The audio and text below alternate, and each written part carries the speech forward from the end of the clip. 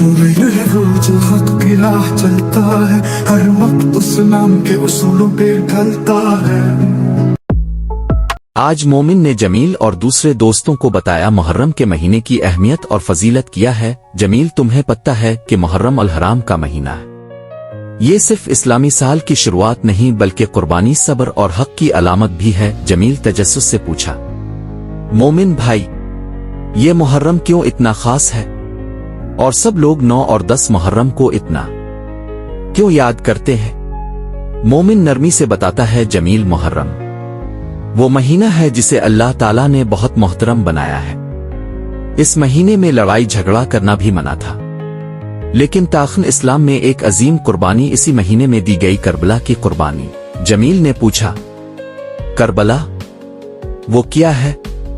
مومن نے بتایا، کربلا وہ مقام ہے جہاں حضرت امام حسین نبی کریم کے نواسے نے اپنے خاندان اور 72 وفادار ساتھیوں سمیت اسلام کی حفاظت کے لیے اپنی جان قربان کی۔ 7 محرم کو ان پر پانی بند کر دیا گیا اور 10ویں محرم یوم عاشورہ کے دن انہیں شہید کر دیا گیا۔ جمیل اداسی سے، اتنے نیک لوگوں کو شہید کیوں کیا گیا؟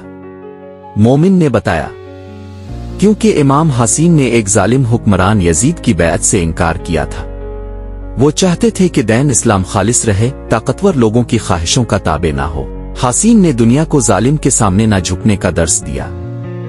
جمیل پرجوش ہو کر کہتا ہے، تو ہمیں بھی ہمیشہ سچ اور انصاف کا ساتھ دینا چاہیے نا مومن بھائی؟ مومن مسکرا کر کہتا ہے، بالکل جمیل، یہی تو پیغام ہے کربلا کا، سچائی، صبر، قربانی اور ایمان۔ محرم صرف غم کا مہینہ نہیں بلکہ سوچنے اور اپنے آپ کو بہتر بنانے کا وقت ہے۔